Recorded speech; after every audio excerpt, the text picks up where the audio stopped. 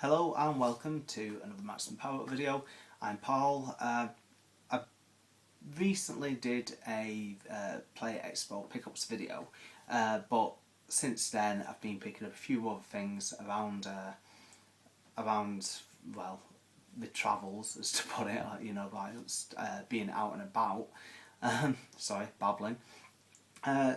Some of these I've obviously put up on Twitter and things, but there's only so much really you can just actually get from just having a quick look at a picture. So there's times where I do obviously like to do a quick update video as well and actually show things open and everything like that. And also just a couple of quick announcements. Just finished editing episode 12, which is talking about myself and Phil's favourite horror games. Hoping there's gonna be some discussion following on from the episode when it comes out middle of next week. You're gonna have like maybe a couple of usual suspects mentioned, then hopefully a couple that you may not be aware of, or a couple that you may have forgotten about as well. So, you know, it should be a good one. Again, thanks to anyone who's obviously given us iTunes reviews and everything like that. Just in the process of trying to get a couple more gameplay videos up on the YouTube channel as well. So I've been playing, this is what I got at Play Expo, finally, Die Hard Arcade, which, like I say, since opening it and having a look, it's in really good condition with the manual, the disc obviously, otherwise I wouldn't be able to play it, and also the little booklet type thing advertising upcoming Saturn games. Just seen an advert in there for Manx TT, a game that I bought at NERG earlier on in the year, and I still need to play that as well. And then the other thing that I finally got onto using, and I bought this ages ago, was my Action Replay Plus for God, is it just Darkstalkers, Vampire Hunter, Darkstalkers Revenge, which, yeah, was okay. Looks really, really nice. Like I say, I'm not great when it comes to the old 1-1 beat-em-ups, or most games, in all honesty, unless it's something where you can take your time, a bit like a turn-based RPG, which does involve lots of grinding and levelling up. But anyway, that just leads on to a couple of buys. Now, one that I mentioned, obviously, on the latest episode was the whole problem I had with Super Aleste, which obviously, like I say every single time, I'm trying to get the top 100 Super Nintendo, top 100 Super Play Super Nintendo games, and that's why I was a bit annoyed when I got that, because like I said, I posted a few pictures of it, but you know, it's not really good condition. I got it for 13 quid though, so after calming down quite a bit, because you couldn't really tell all that damage in the pictures, you know, it's the downside of dealing with eBay, but it is got, you know, well, most of the box there, and it's got instructions of a cartridge, so 13 quid, it is a good price, and it is another one, you know, off my list, you know, so that's the sort of thing that I'm always trying to weigh up. Well, I'm just on the Super Nintendo Top 100. Another one that I got, this was a couple of weeks ago, briefly mentioned I think in episode 11, was NHL 96.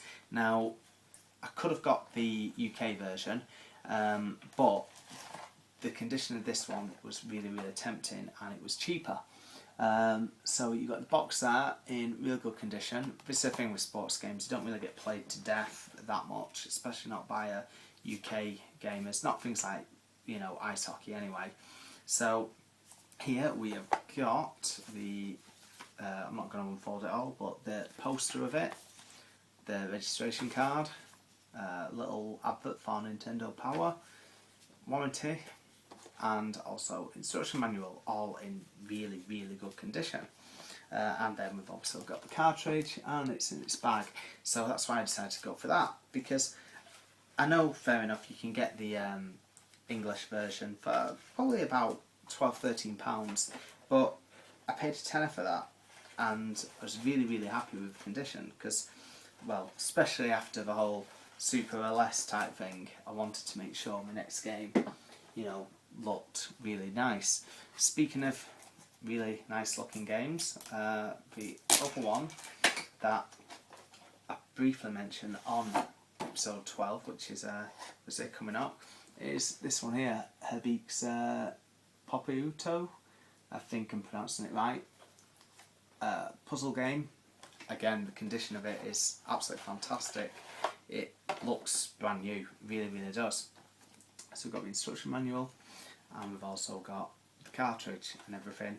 No fading on it or anything like that. Some people, you know, are just like, oh, for God's sake, as long as you get the game you can go on it, it's fair enough. But I was really impressed by that, and it came in one of the plastic protectors as well. So I think altogether it was £28 with postage, but it was sent really, really well packaged, so you can't really complain at that. Other recent pickups within the last couple of months really have been, well, the last month or so really, Rodland on the Commodore 64, which cost me 50p. Rodland is a fantastic game. Sort of like, you know, like arcade platformer. I don't know if you class it as that. You know, like your type of game, like your Bubble Bobble and things like that, where, you know, you're jumping from, well, platform to platform, and you got like a little wand, and you got to bash the bad guy side to side, and then you get them off the screen. But I first played this on the Atari ST years ago, so good to have that again. I've got it on my Game Boy as well. So yeah, highly recommended Rodland. And then another one I picked up, one of the games, Ninja Spirit, I already had. I briefly put up a picture of this on our Twitter page, and I was highly recommended to try out Hammer Fist. The game's creator also you know, tweeted us about it, which was remarkable. Really, really happy on that. And then you've also got Ghouls and Ghosts, Vigilante, a game again I had on ST and played it on arcade as well, and Dynasty Wars. I remember Dynasty Wars again on the old ST, and in there we've got, you know, the warranty card and all the cassettes. So that cost £1, so that's not bad at all for 5 games. There was a couple of the Commodore 64 games, but those were the main ones. And then the other thing was briefly shown House of the Dead on Japanese Saturn, and still sealed. That was like £13. I will get round to getting a gun sorted for that, because I do want to play it. And then the other thing mentioned again on the last episode was this Zero the Kamikaze Squirrel. Still not had a chance to play it. Really thought I'd have put it on by now, but today's really been the first time in at least a month since I've actually put on one of my consoles and sat down and played, you know, something for a bit. So yeah, still need to obviously have a look at that, check it out. Chris, co-host, he said he was really, really impressed by it, so yeah, it should be good. Other fairly recent pickups were No More Heroes and House of the Dead Overkill. They were £1 each. Anyone who's not played No More Heroes, well worth trying out. You should be able to get it fairly cheap. They brought out a version on PS3 as well, but I think it was a case of the Wii's audience didn't really, you know, appreciate stuff like that. And House of the Dead Overkill, you know what to expect from, you know, zombie light gun game. Other things were Z or Z, Steel Soldiers. Still never ever got around to ever playing that, you know, so I've heard good things, done by the Bitmap brothers, and everything obviously in there, with your big manual and all that sort of stuff. And then from yesterday was the Unreal Anthology, just there with all the games on. Also says it includes a music CD, but that doesn't seem to be in it, but fair enough. So this has got Unreal Tournament Game of the Year, Unreal 2, and Unreal Tournament 2004 for 50p. You can't go wrong, you know. I mean, what are you going to buy for 50p? Bar of chocolate. And then the other thing is this Auto Modelista,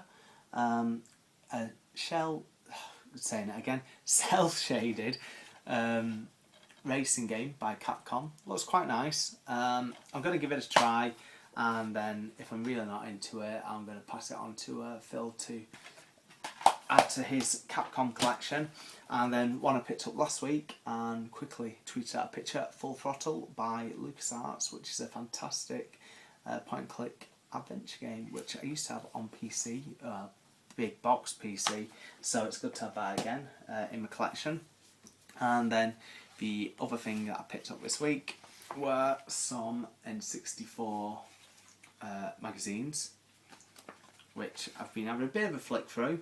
It was the magazine that came out after Super Play, which obviously I collected because I've got them all now. So it's good to see like a few familiar faces from Super Play in this magazine, and these were in quite good condition. Oh, that doesn't look good. Quick review there. Mortal Kombat Sub-Zero, 9%. Ouch. Looking at that though, N64 magazine carried on where Super Play left off, with things like your import reviews and everything like that. And yeah, I'm looking forward to sitting down and having a proper look through. Anyway, that's all the pickups. There's a couple of events coming up. I'm going to be going down to Revival in Wolverhampton on the 28th of November. So that's just a few weeks off. Looking forward to that. I'm just going to go down for a Saturday. There's also an event over at the Museum of Football over in Manchester, which is called From Pitch to Pixels. And that's showing off like all the football games over the years, and yeah, looking forward to checking that out, and I'm pretty sure it's free to get into as well, so obviously if you're over in the Manchester area, well worth having a look. I think that's on till end of football season as well. And finally, Arcade Club opens at its new premises over in Bury next, oh god, I've got a leaflet here somewhere. Opens in Bury next Saturday, so really looking forward to this, really am. A lot more arcade machines in there now. Andy, guy who runs it, fantastic guy, you know, spoke to him a few times now, and it'll be good to see Sean Holly and Vic from Tenpence Arcade. And that's all from me. Thanks for watching, and just keep listening, and no doubt you'll see tweets when the new episode is out, hopefully by midweek.